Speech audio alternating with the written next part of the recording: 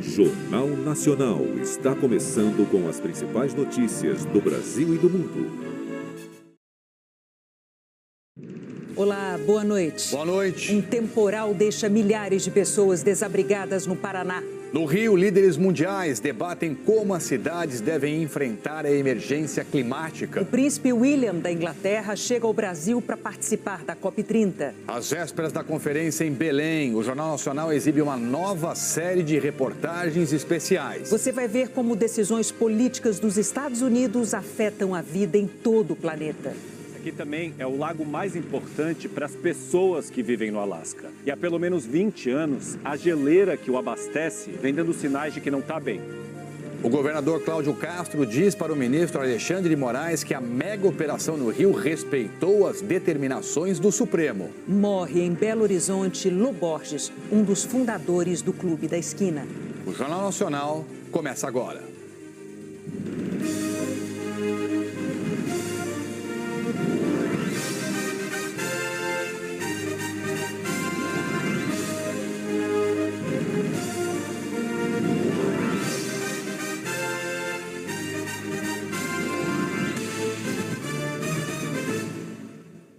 Líderes do mundo inteiro estão reunidos no Rio de Janeiro para debater um dos maiores desafios do nosso tempo, a emergência climática.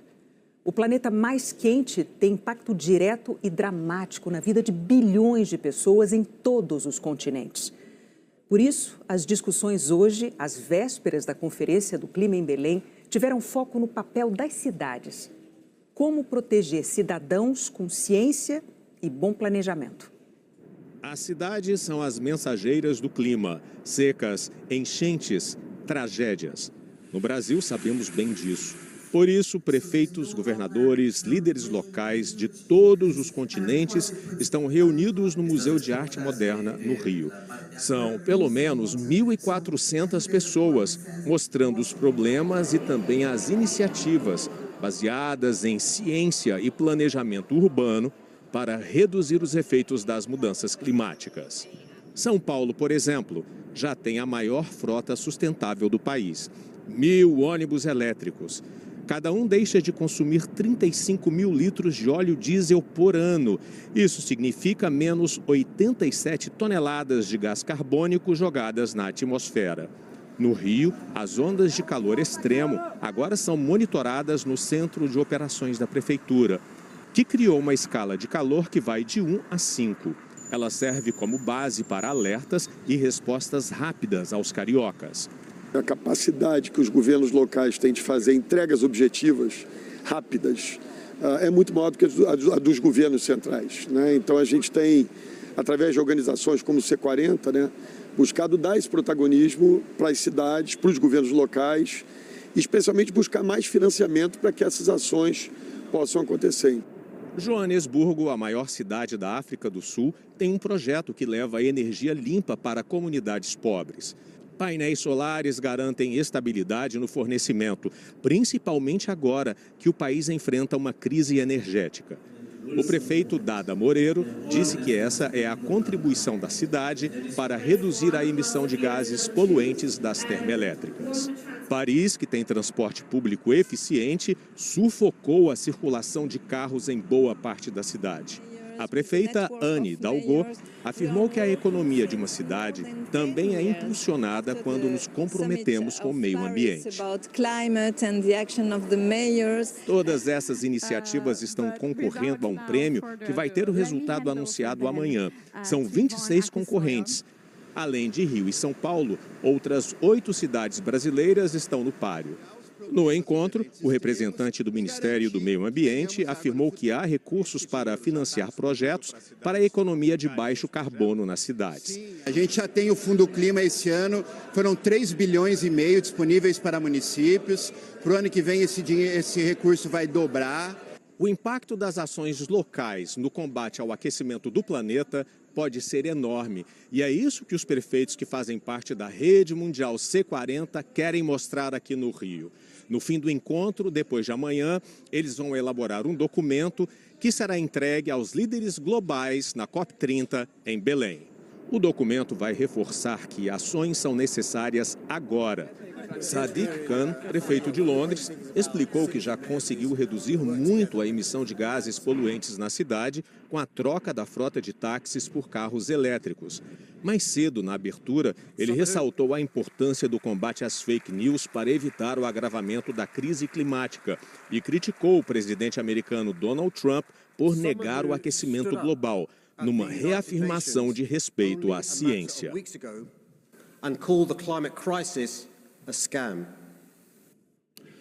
Um estudo do Observatório do Clima concluiu que o Brasil poluiu menos o ar em 2024 do que em anos anteriores, mas que o país ainda está longe de cumprir o compromisso que assumiu com o mundo. O Brasil é o quinto maior emissor de gases de efeito estufa, como o gás carbônico.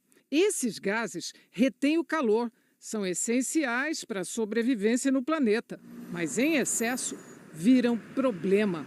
Prendem mais calor na atmosfera e aceleram o aquecimento global. Dados do Observatório do Clima apontam que o Brasil emitiu no ano passado mais de 2 bilhões de toneladas de gases que esquentam o planeta. É muita coisa, mas foi quase 17% a menos em relação ao ano anterior e representou a maior queda percentual de um ano para o outro desde 2009.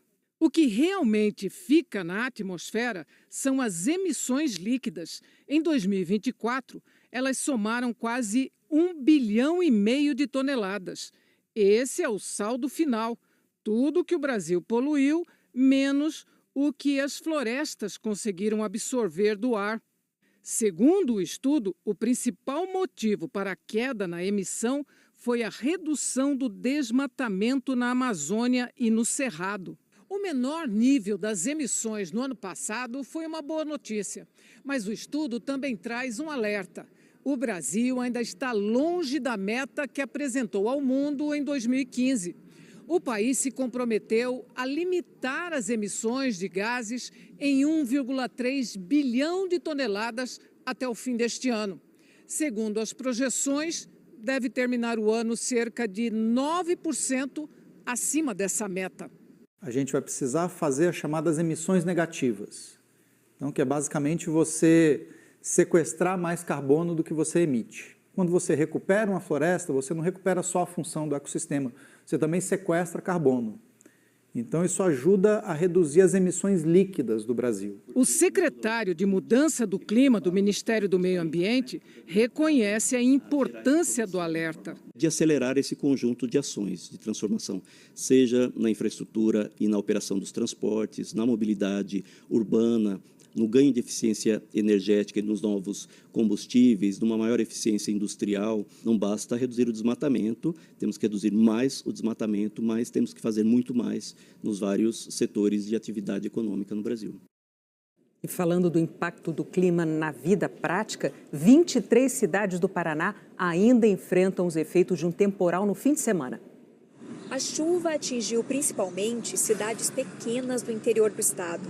Das lavouras de Nova Aurora não sobrou quase nada.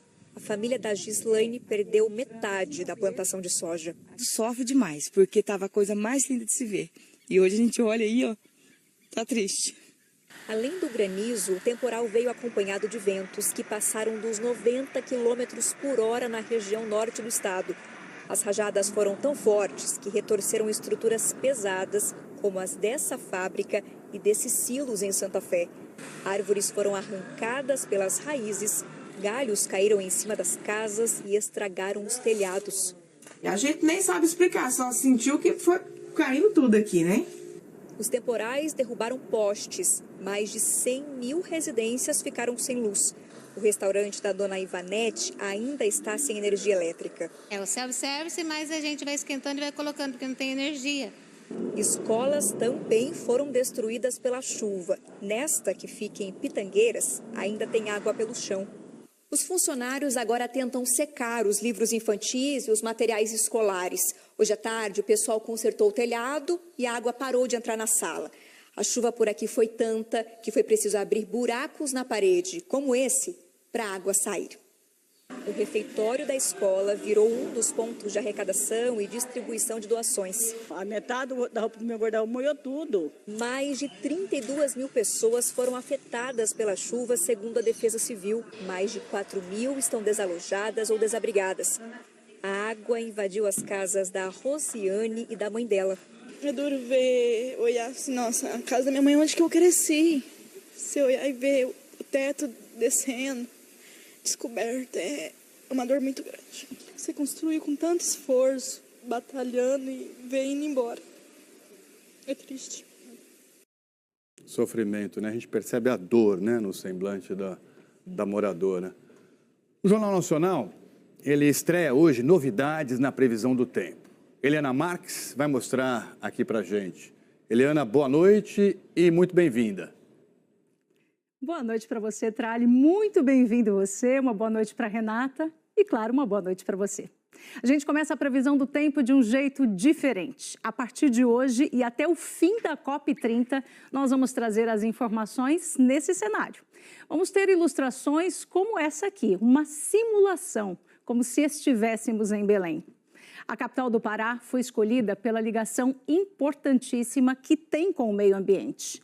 Belém é a porta de entrada da maior floresta tropical do mundo, a Amazônia, e também fica bem perto do oceano. Vamos aproveitar esse mapa-tempo lindo que você está mostrando para a gente. Fala mais da Amazônia, da importância da Amazônia para a questão do clima.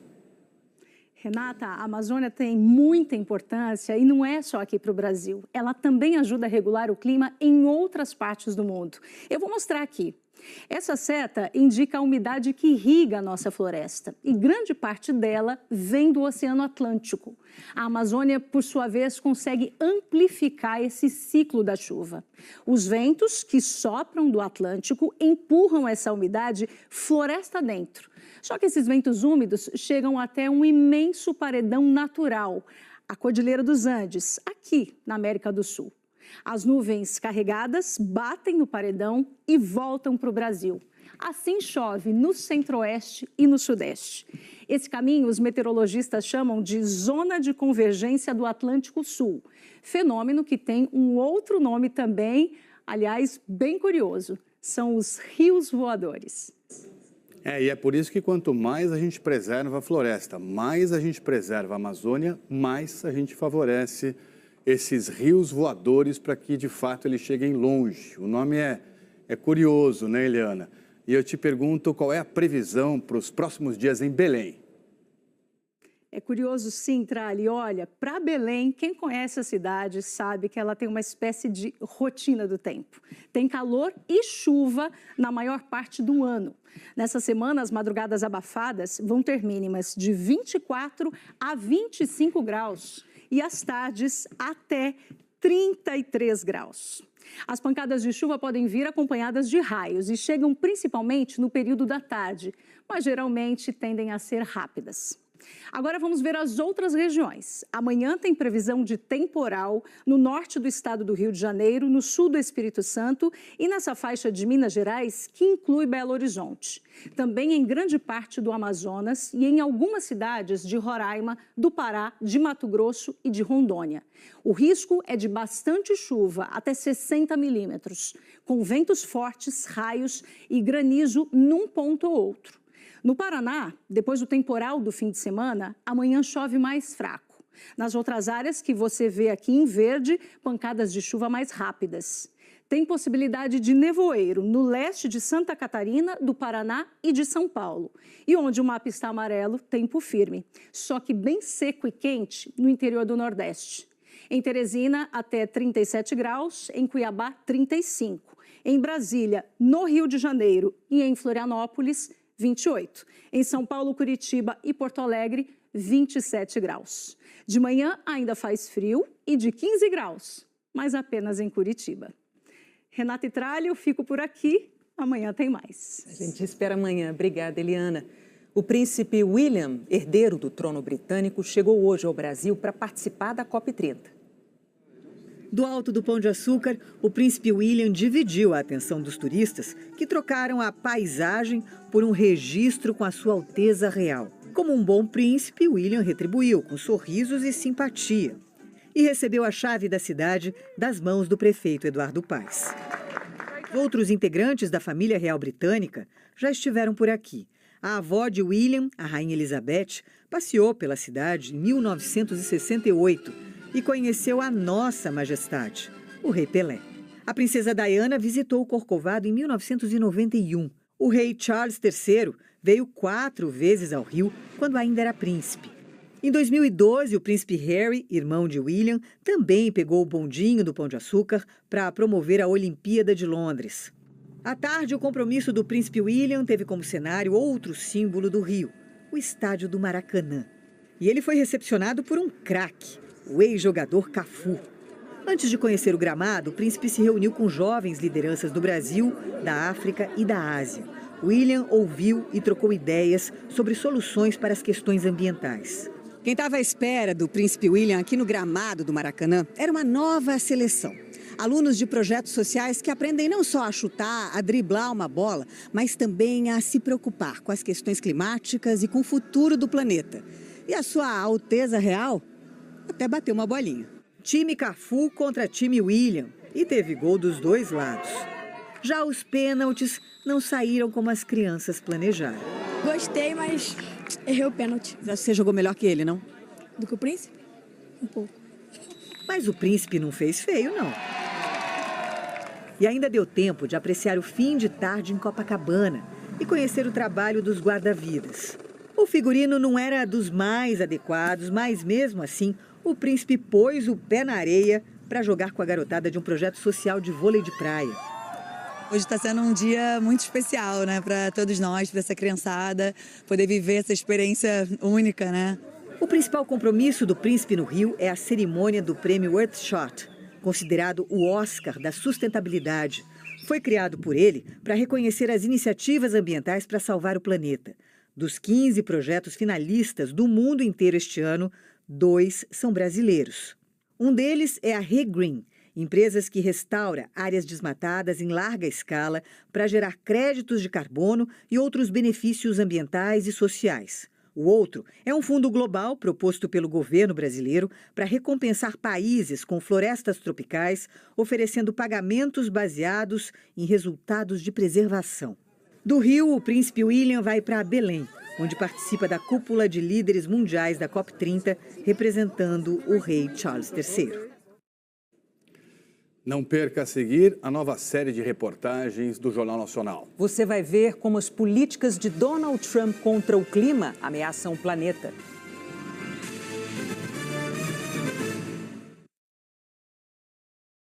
Eu estou impressionado.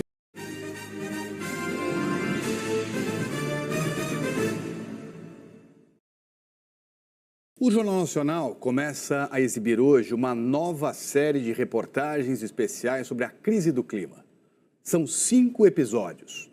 No primeiro deles, você vai ver que o presidente dos Estados Unidos, Donald Trump, decidiu que não vai participar e não vai mandar representantes para a COP30 em Belém. O Felipe Santana mostra como as omissões da maior potência do planeta fragilizam o combate às emergências climáticas. Por quanto tempo você procuraria pela sua filha? Como você se sentiria ao ver seus amigos com um bote inflável no rio com um cão farejador? Todo dia por mais de 3 meses. Nós queremos, pelo menos, dar para a família um pouco de paz.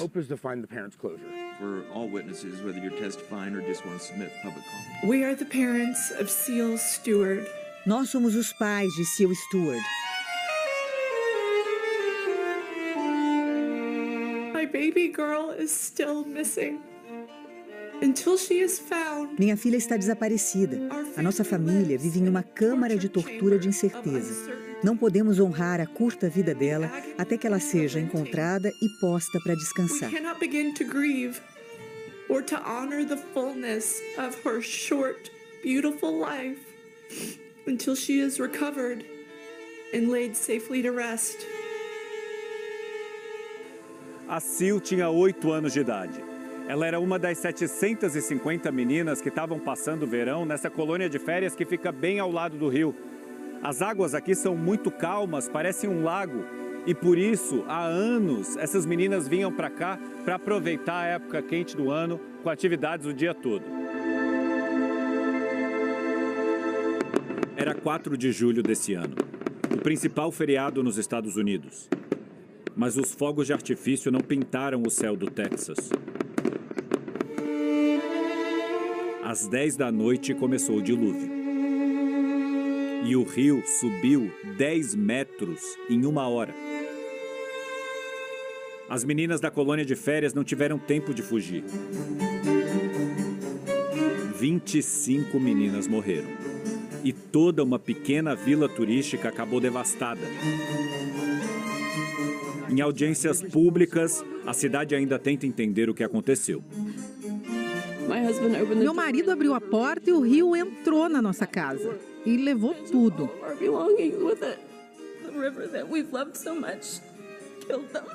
O rio que nós amávamos tanto matou os meus pais. Nós não recebemos avisos.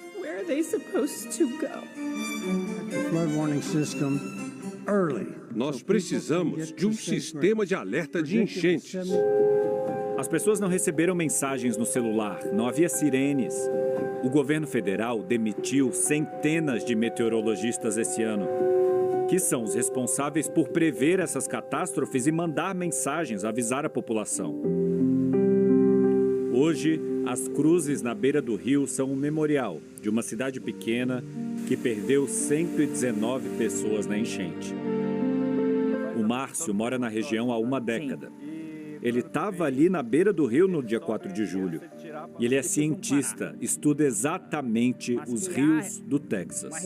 As mudanças climáticas, sim, estão contribuindo para um aumento da frequência e da intensidade dessas inundações.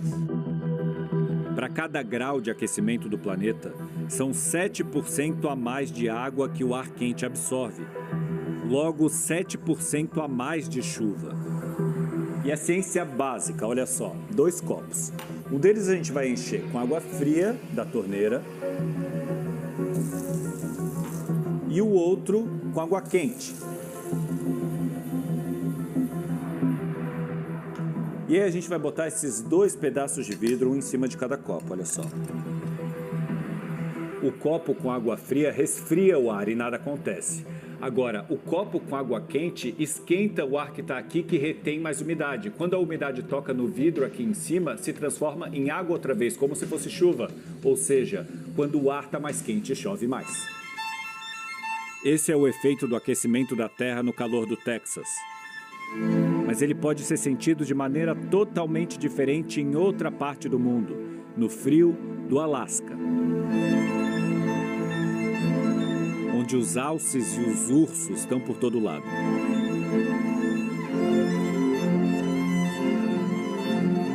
Esse lugar é ainda mais do que um dos mais bonitos que a gente já viu na vida. Esse aqui também é o lago mais importante para as pessoas que vivem no Alasca. Toda a energia hidrelétrica que a maior cidade daqui consome sai daqui. A água que eles bebem também sai daqui. Olhando assim, parece um lago saudável, cheio, mas ele só está tão cheio porque ele é formado por gelo derretido. E há pelo menos 20 anos, a geleira que o abastece vem dando sinais de que não está bem, o que colocou mais uma região tão remota e pacífica do mundo em estado de alerta. O Lago Eklutna é um reservatório de água, formado pelo derretimento da geleira de mesmo nome, que fica logo acima na montanha. O professor Jason Geck é o único pesquisador aqui que faz o trabalho de formiguinha de ir lá no topo da geleira todos os anos para medir a camada de gelo. Eu estudo especificamente essa geleira. Eu levo meus estudantes lá em cima todos os anos. A gente cava um buraco e coloca uma vara para medir a camada de gelo. E a gente descobriu que nos últimos 15 anos, a camada de gelo vem diminuindo. É um trabalho difícil e caro. Tem que alugar helicóptero para ir até lá. Mas a partir desse ano, ele não sabe se vai continuar a fazer a pesquisa. O governo não está dando mais dinheiro se a pesquisa é sobre mudanças climáticas e quer eliminar dados da internet. Se a pesquisa tem as palavras mudanças climáticas, não recebe dinheiro do governo federal para ser feita. Porque o presidente americano acredita que as mudanças climáticas são uma farsa.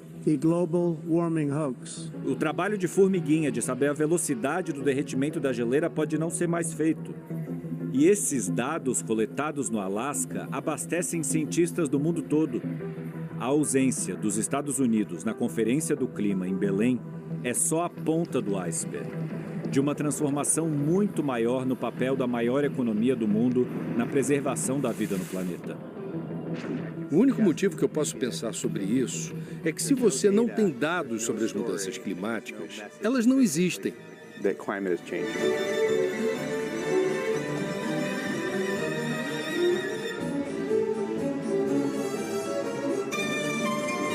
E o país deixa os mais vulneráveis ainda mais vulneráveis. There are hundreds of other campers that were affected by this that survived. Centenas de crianças sobreviveram e vão lidar com isso para o resto da vida delas. They will be dealing with this for the rest of their lives. Tudo o que eu lembro é de acordar às 4 da manhã e ouvir trovões e gritos das outras crianças.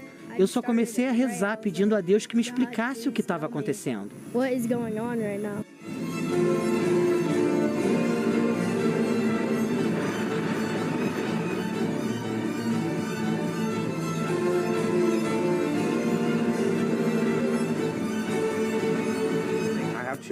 Eu tenho filhos e me preocupo com o que vai acontecer no futuro. A geleira deve desaparecer nos próximos 75 anos. É o nosso reservatório de água e de energia elétrica. É um problema com o qual meus filhos vão ter que lidar. As buscas seguem pela pequena Sil, que nos lembra de que o preço de brincar com a vida pode ser muito alto. Por favor, não parem de procurar pela Sil. Por favor, não desistam da nossa menina. Please do not give up on our girl. E a gente vai continuar a falar de emergência climática amanhã. Agora o futebol. O técnico Carlo Ancelotti convocou a seleção brasileira para os últimos amistosos do ano. Carlo Ancelotti havia prometido, antes da convocação, um olhar mais atento aos jogadores que atuam no futebol brasileiro. 7 foram chamados, incluindo atletas de Palmeiras e Flamengo, finalistas da Libertadores. Líder e vice-líder do Brasileirão, os dois têm jogos atrasados programados para o mesmo período dos amistosos. A lista completa tem os goleiros Bento, Ederson e Hugo Souza, do Corinthians. Nas laterais, Wesley, Caio Henrique, Luciano Juba, do Bahia, o único estreante, Paulo Henrique, do Vasco e Alexandro, do Flamengo. Na zaga, Danilo, também do Flamengo, Fabrício Bruno, do Cruzeiro, Éder Militão, Gabriel Magalhães e Marquinhos. No meio-campo, Andrei Santos, Bruno Guimarães, Casemiro, Lucas Paquetá e Fabinho, que não era chamado desde a Copa do Catar.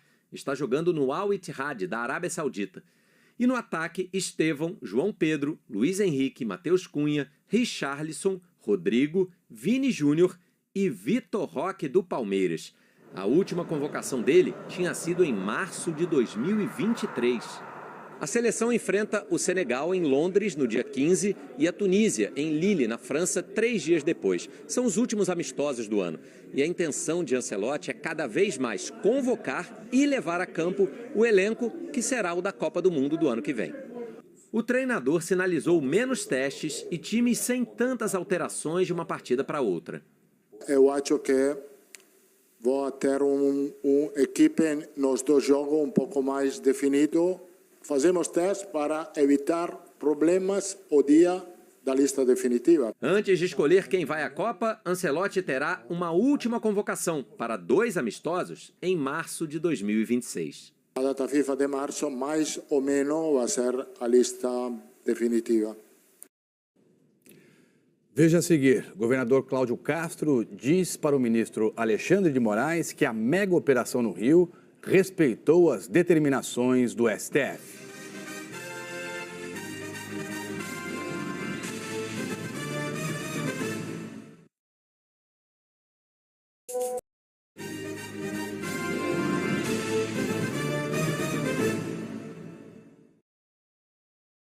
O governador do Rio se reuniu hoje com o ministro do Supremo Tribunal Federal, Alexandre de Moraes. Cláudio Castro afirmou que a mega operação da semana passada contra o Comando Vermelho respeitou as determinações do STF. O ministro Alexandre de Moraes teve 5 reuniões no Rio, todas a portas fechadas. Encontros com o governador Cláudio Castro, do PL, com a cúpula da segurança, com representantes da Justiça do Estado e com o prefeito do Rio. O ministro pediu detalhes da mega operação policial contra o Comando Vermelho da última terça-feira e conheceu o Centro de Comando e Controle, de onde foi monitorada toda a operação. Alexandre de Moraes é o atual relator da DPF das favelas. Entre 2020 e 2025, quando estava sob a relatoria do ministro Edson Fachin, essa ação impôs restrições às operações policiais nas comunidades do Rio. Elas só deveriam ocorrer em caráter excepcional e com comunicação ao Ministério Público, entre outras obrigações. A DPF foi julgada em abril, estabelecendo um novo protocolo. E o STF determinou que o governo do estado do Rio elaborasse um plano para retomar territórios controlados por bandidos. Segundo o governo, o plano será apresentado até o dia 20 de dezembro. Hoje, o governador Cláudio Castro entregou a Alexandre de Moraes justificativas para a operação. O documento de 26 páginas detalha o histórico da formação do Comando Vermelho e afirma que o princípio da proporcionalidade foi rigorosamente observado em todas as fases da ação. O trabalho de perícia nos corpos já terminou. Dos 117 suspeitos mortos, somente 2 ainda não foram identificados. O ministro Alexandre de Moraes determinou que o Estado preserve todos os elementos da perícia. Isso torna possível a checagem e o controle pelo Ministério Público do que foi examinado e a produção de contraprovas pela Defensoria Pública, caso seja necessária. As reuniões entre o ministro do Supremo Tribunal Federal e autoridades aqui do Estado duraram mais de 8 horas. A pedido de Alexandre de Moraes, ninguém deu entrevista. Ontem, o Fantástico mostrou imagens exclusivas. Drones da polícia e câmeras corporais captaram as cenas de guerra. São registros das quase 18 horas do combate. De acordo com o comando da Polícia Militar, algumas câmeras ficaram sem bateria e pararam de gravar. Esse grupo de policiais foi atacado com dezenas de tiros. Um acabou ferido na mão, o outro na barriga. Quando o policial Rodrigo Cabral chegou para socorrer, foi baleado na cabeça e morreu na hora. As imagens mostram outro colega ferido. Me ajuda, cara. Estão aqui, Eles estão aqui em cima. Estão em cima aqui, ó. Bota essa escada aí, ó. Um repórter cinematográfico independente registrou o resgate do delegado Bernardo Leal baleado na perna. Os policiais tiveram que quebrar a parede de uma casa para chegar até onde ele estava e desceram a favela com o delegado nas costas. Além dos 4 policiais mortos, 15 ficaram feridos. 2 continuam internados. O estado de saúde deles é considerado grave. Depois da autorização do Supremo Tribunal Federal, o tenente-coronel Mauro Cid retirou hoje a tornozeleira eletrônica e começou a cumprir a pena de 2 anos de reclusão em regime aberto, isso na ação penal da trama golpista. Ele fez delação premiada e, com isso, teve aí a pena atenuada. A partir de agora, Cid vai ter que ficar em casa, das 8 da noite às 6 da manhã, não vai poder deixar o país e nem falar com os outros envolvidos na tentativa de golpe. Ele é o primeiro condenado a começar a cumprir a pena. Os outros, entre eles o ex-presidente Jair Bolsonaro, aguardam a análise dos recursos das defesas. O principal índice da Bolsa de Valores brasileira registrou hoje o 6º recorde seguido e fechou pela primeira vez acima dos 150 mil pontos. O dólar comercial caiu para R$ 5,35. O presidente Donald Trump vai financiar somente metade do auxílio alimentação para as famílias pobres nos Estados Unidos. O governo tomou essa decisão apesar de ter dinheiro suficiente para manter 100% do programa. Esse projeto beneficia mais de 40 milhões de pessoas, mas ficou sem recursos por causa do impasse no Congresso norte-americano em relação ao orçamento público. E a seguir, a morte do cantor e compositor Lô Borges.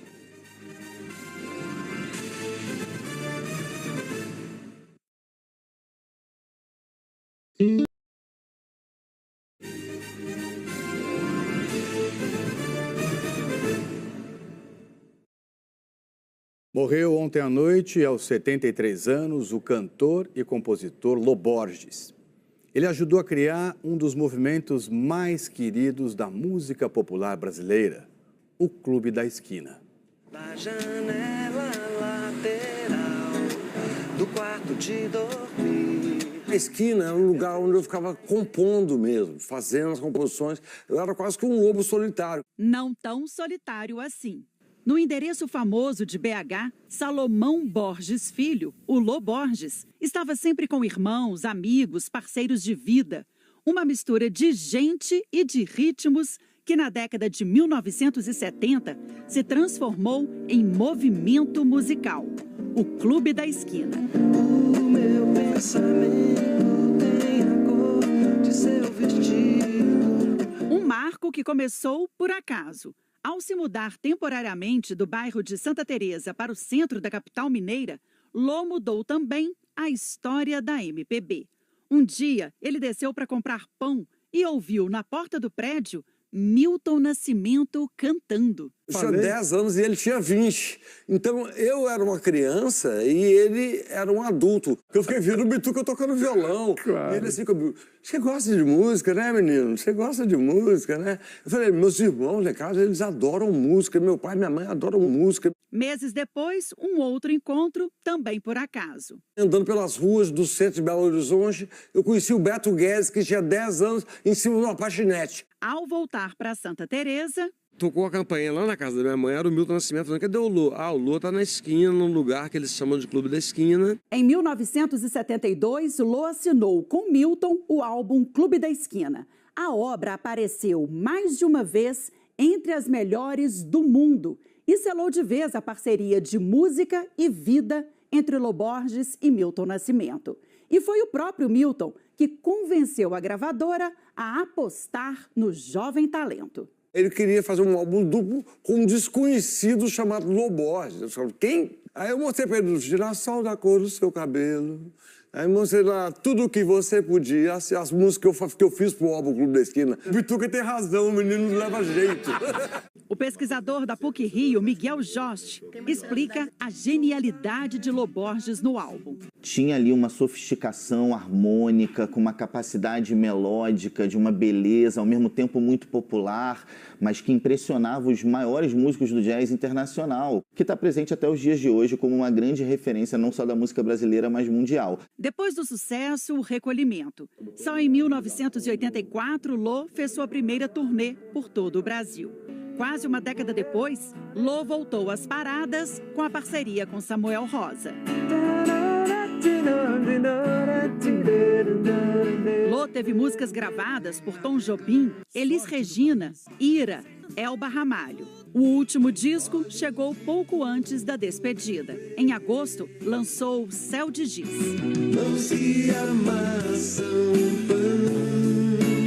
Lô Borges, que levou a amizade e a mineiridade mundo afora, esteve também na histórica despedida de Milton Nascimento dos palcos, em 2022. Porque você não verá meu lado ocidental.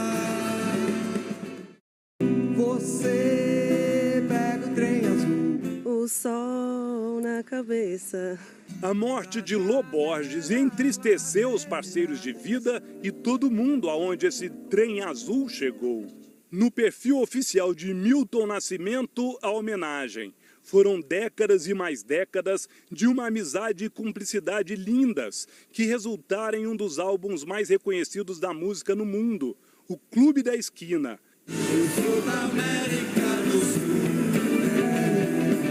Acho que uma perda muito grande para a música brasileira e mineira. Suas canções serão eternas, com certeza, marcaram muitas gerações. O parceiro Beto Guedes falou que foi um encontro lindo e que o amor irá perdurar nas memórias e canções. Lô Borges estava internado no Hospital de Belo Horizonte desde 17 de outubro por causa de uma intoxicação por medicamentos. Ele morreu ontem à noite em decorrência de falência de múltiplos órgãos. O Brasil perdeu um grande compositor, um talento impressionante, desde menino, um grande talento. É um dos grandes e perdemos todos, né? A música brasileira todos nós, um dia muito triste. Mas é isso. Vai em paz, meu irmão. E muito obrigado. Quando eu falava dessas cores mórbidas, quando eu falava destes homens sórdidos. O governo de Minas Gerais e o presidente Lula postaram homenagens ao músico. Aqui no bairro Santa Teresa, região leste de BH, na esquina das ruas Divinópolis com Paraisópolis, onde surgiu o movimento musical Clube da Esquina, o dia foi de homenagens. Fãs deixaram flores no endereço que virou nome de disco e referência para a música popular brasileira. Desde sempre, o Lô Borges é um inventor de mundos. Eu vim aqui agradecer pelo pedaço de mundo que ele deu para mim e vai continuar dando para sempre. No início da noite, a celebração em homenagem ao Lô Borges tomou conta da esquina. O sol na cabeça. E nós perdemos ele. Mas não perdemos não, o mundo ganhou o Lô. O Lô tá voando agora. Você é do trem, o sol na cabeça, o sol é do trem. Boa noite.